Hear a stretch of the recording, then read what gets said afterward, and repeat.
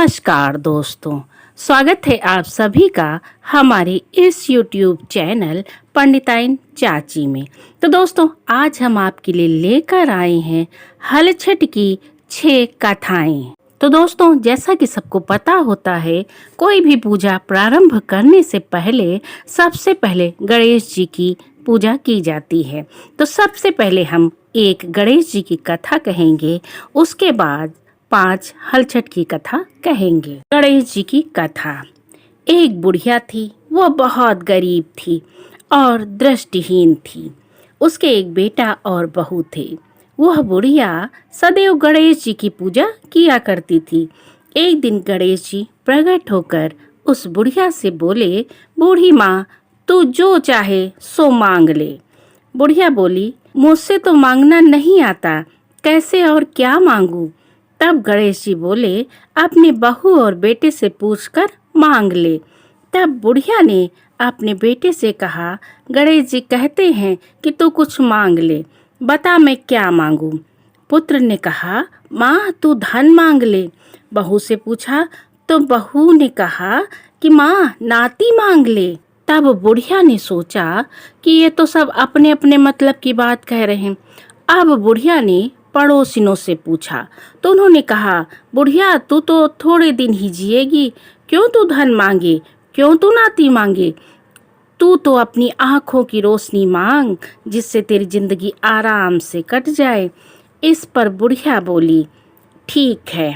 और दोस्तों, उसके बाद बुढ़िया अपने घर आ गई और उसके बाद गणेश भगवान फिर प्रकट हुए और बुढ़िया से बोले, बूढ़ी माँ तूने सोच लिया कि तुझे क्या मांगना है, अब मांग।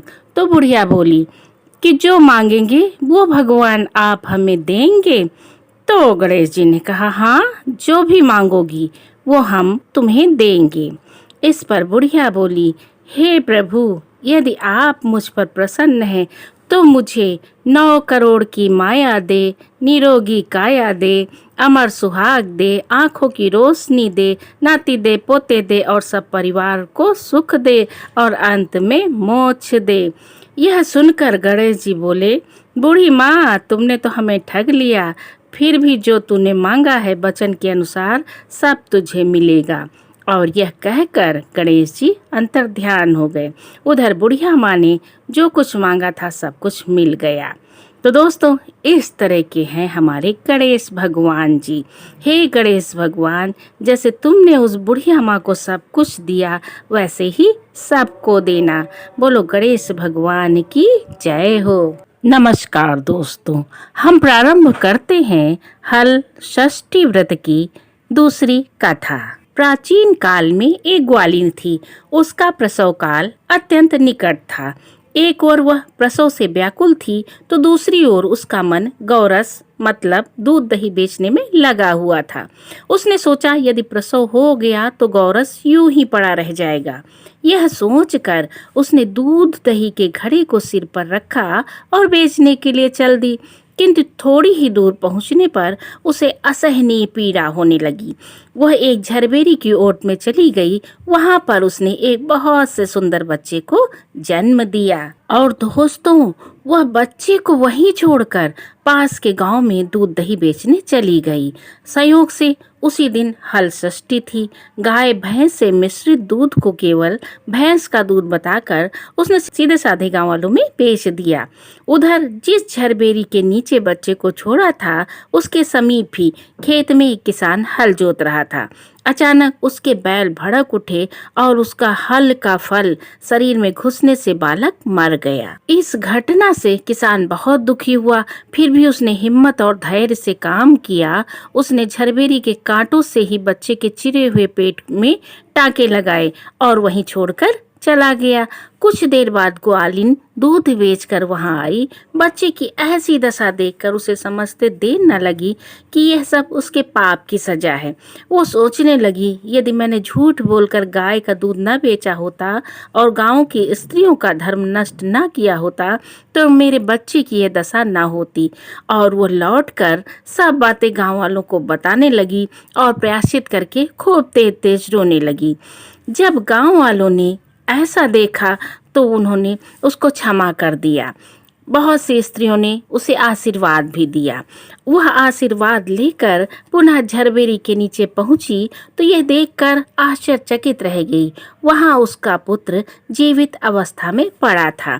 तभी उसने स्वार्थ के लिए झूठ बोलने को ब्रह्महत्या के समान समझा और उसने कभी झूठ न बोलने का प्रण किया।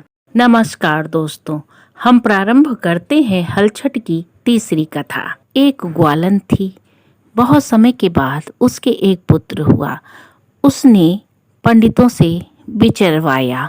पंडितों ने जब देखा तो कहा कि अरे ग्वालिन, तुम्हारा बेटा तो बहुत बड़ा राजा होगा, उसके तो बहुत सी जागीरें होंगी। यह सुनकर वह ग्वालिन बहुत भयभीत हो गई और सोचा कि मैं इतनी गरीब, मेरा बेटा राजा कैसे हो सकता है, ये हो ही नहीं सकता। और मारे डर के वो गई और बच्चे को एक झूला जाली के पेड़ के नीचे लिटाकर घर चली आई। और दोस्तों, जाको राखे साइयां मार सके ना कोई, वह बालक वही जंगल में जहाँ पे पड़ा था वहां पर एक गाय थी। गाय ने जब देखा कि एक बालक सुबह से पड़ा हुआ है तो गाय ने उसे अपना दूध पिलाया और इसी तरह वो रोज आती थी, बालक को दूध पिलाती थी। धीरे धीरे बालक अपने आप बड़ा होता चला गया और जंगल में फल फूल खा के एक नौजवान बन गया। एक दिन की बात है, एक राजा की बारात उधर से निकल रही थी। राजा का बेटा एक आंख से काना था और वो राजा की सुंदर बेटी से शादी करने जा रहा था। जब उसके पिता ने इतने सुंदर नौजवान को जंगल में देखा, उससे बात करी तो पता चला कि ये बोल नहीं पाता, क्योंकि जंगल में रहा, जंगली जानवरों के साथ रहा है तो उसे बोलना नहीं आता था। तो उसको अपने साथ ले गए और अपने बेटे के बदले उस सुंदर नौजवान से राजकुमारी का विवाह करा दिया। रात में राजकुमारी उसको लेके कोहबर में गई, उसको खाना बना के खिलाया और सुबह विदाई की तैयारी होने लगी। जब विदाई का समय आया तो उन लोगों ने उस लड़के को जंगल में छुड़वा दिया जहां से लाए थे और अपने बेटे को खड़ा कर दिया। राजकुमारी ने कोहबर में उसको देखा था तो उन्होंने जाने से इनकार कर दिया। अपने पिता से कहा, ये मेरा पति नहीं है, मेरा विवाह इसके साथ नहीं हुआ है, वो तो बहुत सुंदर था, उसको हमने देखा था। मगर घर के सब लोग हंसी उड़ाने लगे कि यही तुम्हारा पति है। और उसके बाद राजकुमारी ने जाने से मना कर दिया। थोड़े दिन के बाद उस जंगल वाले लड़के को याद आया कि मुझे कहीं लेके गए थे, वहां हमें खूब अच्छा अच्छा खाना खाने को मिला था। और वो ढूंढता ढूंढता उस जगह को रानी के महल के बाहर पहुंच गया। राजकुमारी उस समय खिड़की पर खड़ी हुई थी। उसने देखा तो दौड़ के अपनी भाभी के पास गई और बताया कि ये वही सुंदर लड़का जिससे मेरी शादी हुई थी। भाभी ने आके देखा तो तुरंत राजा को बताया। सब लोग ने दौड़ के उस लड़के को पकड़ा और उससे पूछा तो उसने इशारे में बताया कि हम यहाँ पे आए थे और हमने खाना खाया है और हमने शादी की है। ऐसे ऐसे इशारे से उसने सब कुछ बताया। राजा ने हकीम वैद्यों से उसका उपचार कराया और धीरे धीरे उसकी आवाज वापस आ गई। फिर उसको पढ़ना लिखना सब कुछ सिखाया और बाद में अपनी लड़की को विदा करने के लिए हाथी घोड़े रथ सब दे के उसको विदा किया। और जब लड़की चली तो उसने रास्ते में पूछा कि आपका घर कहाँ है, तो जंगल में जाके उसी झूला जाली पेड़ के नीचे रुक गया कि यही मेरा घर है, मैं यहीं पैदा हुआ हूँ, यहीं बड़ा हुआ हूँ। उस राजकुमारी को एक वरदान मिला हुआ था। उसने अपना बाल तोड़ के उस राजकुमार को दिया और कहा, एक सिरा हम पकड़े हैं, एक सिरा आप पकड़ के दौड़ते चले जाइए, जहाँ तक जाएंगे वहाँ पर एक नगर बस जाएगा।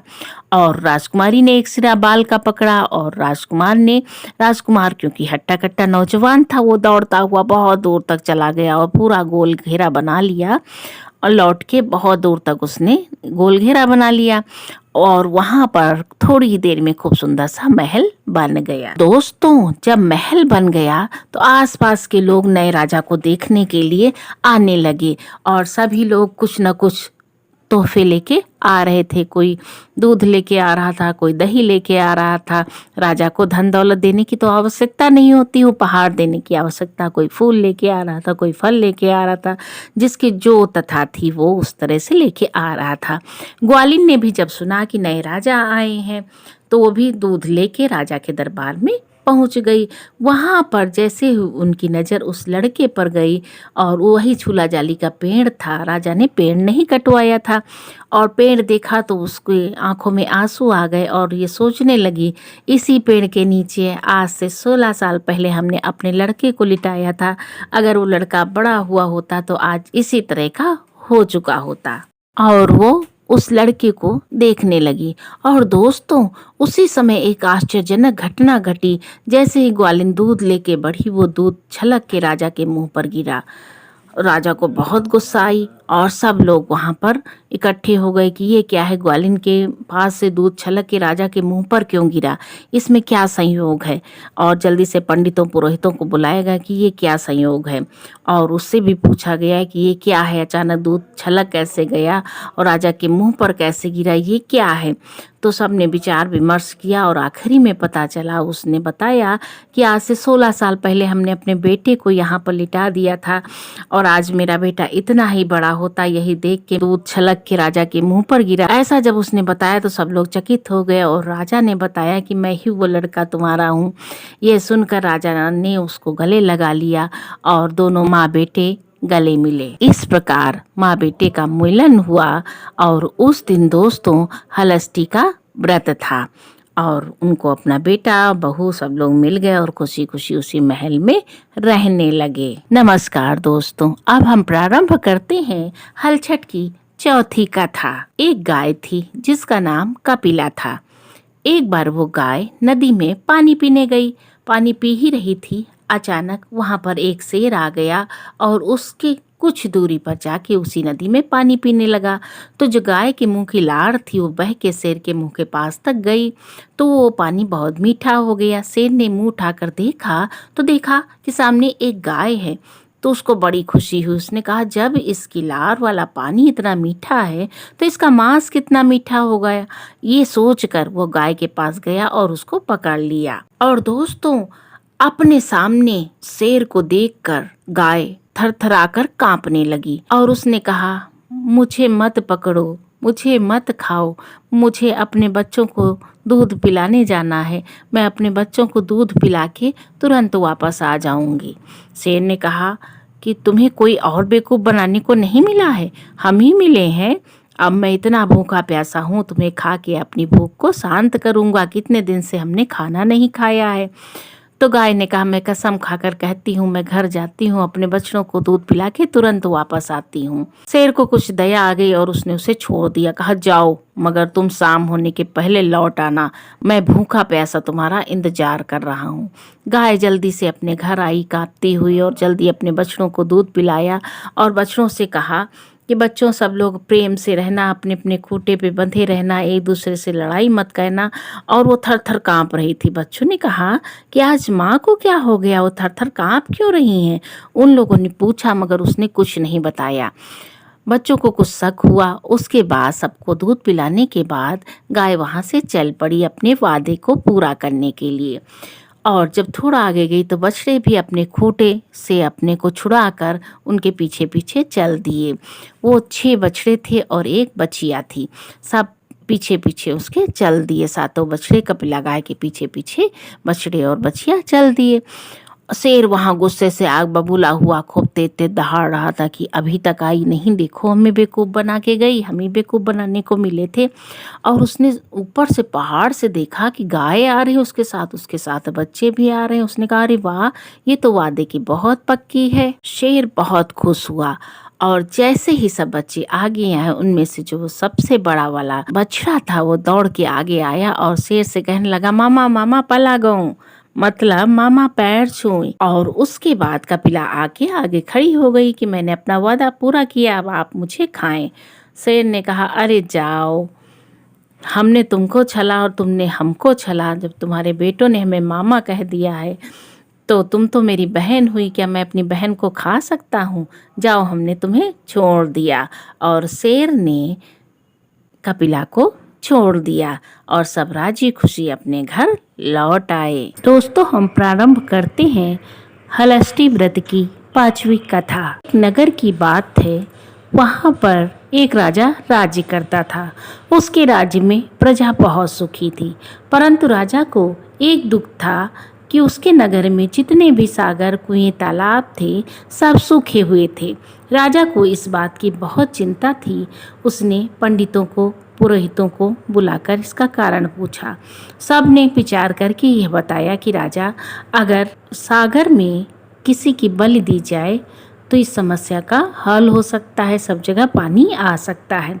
राजा ने विचार किया कि किसकी बलि दी जाए, तो फिर पंडितों ने बताया कि सबसे शुभ आपके बेटे की बलि होगी।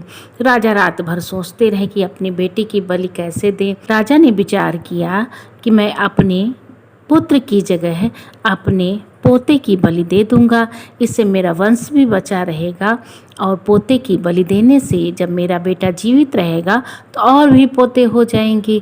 यह सोचकर राजा ने यही निर्णय लिया, मगर अब समस्या थी कि बहू से उनका बेटा 2 महीने का कैसे मांगे। तो राजा ने विचार किया और बहू से दूसरे दिन कहा कि बहू, तुम्हारे मायके से संदेश आया है, तुम्हारी माँ की तबीयत बहुत खराब है। और संयोग से उस दिन हलष्टी व्रत था, हल छठ था। तो बहू ने कहा, पिताजी हम कैसे जाएंगे अपने घर, उस दिन तो ज़मीन में पैर भी नहीं रखा जाता है, जोते हुए में पैर नहीं रखा जाता है, हल छठ का व्रत है, हम तो पूजा पाठ करके तब फिर कैसे जाएंगे अपने पिता के पास। तो उनके ससुर ने कहा कि बेटा चिंता मत करो, तुम्हारी माँ की तबीयत बहुत ख़राब है, तुम्हारे लिए पालकी का इंतजाम कर दिया है, तुम पालकी में बैठ के अपनी माता के पास चली जाना। और दोस्तों अगले दिन बहू के लिए पालकी आ जाती है। बहू पालकी में बैठकर अपने घर चली जाती है और इधर बलि की तैयारी हो जाती है। पोते को वो लोग घर में रख लेते हैं कि हम पोते को देखे हुए हैं, तुम चली जाओ। वो पोते को छोड़कर चली जाती है और इधर पोते की बलि की तैयारी हो जाती है। बहू जब मायके पहुंचती है तो वहां अपनी माँ को बिल्कुल स्वस्थ देखकर वो चकित हो जाती है कि मेरे ससुर ने ऐसा क्यों झूठ बोला। मगर उस समय वहाँ पर सब लोग हल छठ की पूजा कर रही थी। वो भी हल छठ की पूजा करती है, व्रत का पारण करती है। उसके बाद तुरंत ही पालकी वालों से कहती है कि मुझे अपने घर वापस ले चलो, और रास्ते में आती है तो उनसे कहती है कि हमें वहीं पे ले चलो जहाँ पर हमारे ससुर ने सागर बनवाया है, मुझे उस सागरे के पास ले चलो, हम हाथ मुंह धोकर ही घर चलेंगे। तो पालकी वाले उसको लेके उसी सागर के पास जाते हैं और देखते हैं कि वहाँ पर सब पानी भरा हुआ है। और ये पानी कैसे भरा है, क्योंकि उसके लड़के की बलि दी गई थी। वो इस बात से अनजान होकर हाथ मुंह धोती है और जैसे ही वहाँ पर हाथ मुंह धो के चलती है और अपना आंचल आगे करती है, उसी समय उसका बच्चा उसके आंचल में आ जाता है। वो चकित हो जाती है कि मेरा बेटा यहाँ पर कैसे घूम रहा है, और बेटे को लेकर घर आती है। यहाँ पर उनके सास ससुर राजा रानी जो होते हैं वो बहुत दुखी होते हैं कि अब बहू को कैसे मुंह दिखाएंगे। हमने अपने स्वार्थ के लिए, अपने बेटे को बचाने के लिए, अपनी बहू के सुहाग को बचाने के लिए झूठ तो बोल दिया, मगर अब क्या मुंह दिखाएंगे। उसके बच्चे को हमने छीना है, उसकी बलि चढ़ा दी है, अब बहू का सामना कैसे करेंगे। और वो लोग अपने को कमरे में बंद कर लेते हैं। बहू आती है और दरवाज़ा बार बार पीटती है, कहती है पिताजी, माँ जी कहाँ हो, दरवाज़ा तो खोलो, देखो बेटा कितना रो रहा है, बड़ी देर से हम बाहर खड़े हैं। जब वो लोग ये सुनते हैं और बेटे की रोने की आवाज़ आती है, उनके पोते की रोने की आवाज़ आती है, तो वो लोग दरवाज़ा खोलते हैं और चकित रह जाते हैं कि ये बेटा जिसकी हमने बलि चढ़ा दी थी इनको कैसे मिल गया है। और वो बहू से कहते हैं कि बहू हमें क्षमा कर दो। दोनों लोग अपनी बहू के पैरों पर गिर पड़ते हैं। राजा और रानी, बहू अनजान होती है, उसे कुछ नहीं पता होता है। और वो कहते हैं, बहू कहती ये पिताजी आप क्या कर रहे हैं। वो कहती बहू ये बेटा तुम्हें अपने सौभाग्य से प्राप्त हुआ है, अपनी पूजा पाठ की वजह से तुम्हें फिर से मिला है। और सारी कहानी बताते हैं और इस तरह से उनको अपना बेटा मिल जाता है। उसके बाद राजा रानी ऐलान करते हैं कि अगले साल से पूरे नगर में हर स्त्री पुरुष सब लोग मिल करके हलष्टी का व्रत करेंगे और उसका विधि विधान से पूजन किया जाएगा। और दोस्तों उसके बाद उस नगर में हल छठ का व्रत रखा जाने लगा। सब स्त्रियां हल छठ का व्रत रखने लगती हैं। तो जिस तरह से हल छठ माता ने बहू की मनोकामना पूरी की, बहू को उनका बेटा वापस लौटा दिया, उसी तरह भगवान सबकी मनोकामनाएं पूर्ण करें। बोलो हल छठ माता की जय हो। नमस्कार दोस्तों, अब हम प्रारंभ करते हैं हल छठ की छठी कथा। लीलावती नाम की एक सास थी। उनकी 2 बहुएं थीं। एक बहू बहुत ही धार्मिक थी। उनके 2 बच्चे थे। एक का नाम था ठगुरिया, दूसरे का नाम था मुंगरिया। दोनों बच्चे बहुत प्यारे प्यारे से नन्हे नन्हे से थे। एक दिन की बात है कि हल छठ का त्योहार आया तो बड़ी बहू अपने बच्चों के लिए पूजा करने के लिए चली गई और अपनी सास से कह गई कि माँ बच्चों को देखे रहना, हम हल छठ की पूजा करके अभी आ रहे हैं।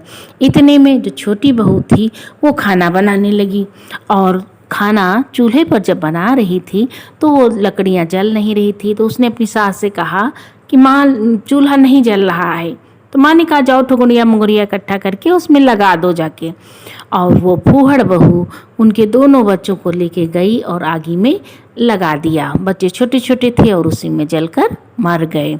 उधर बहू ने पूजा किया, पाठ किया और जब पूजा पाठ समाप्त हो गया, आरती कर ली, तो बहुत देर के बाद वो घर आने लगी। जब घर आने लगी तो रास्ते में एक घूरा पड़ा। घूरे में राखी से सने हुए उसके दोनों बच्चे वहीं पर उसको मिले।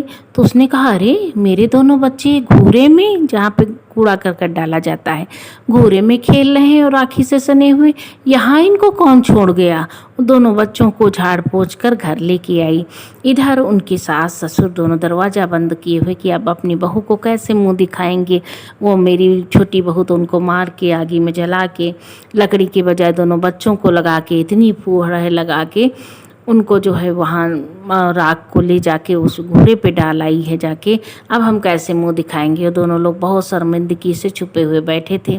बहू लगातार दरवाज़ा पीट रही थी कि पिताजी माताजी दरवाज़ा खोलिए, देखिए दोनों बच्चे कितना रो रहे हैं। तब जब उन लोगों ने आवाज़ सुनी तो दरवाज़ा खोला और वो चकित रह गए कि ये दोनों बच्चे तो आगी में जल गए थे, इसको कैसे मिल गए।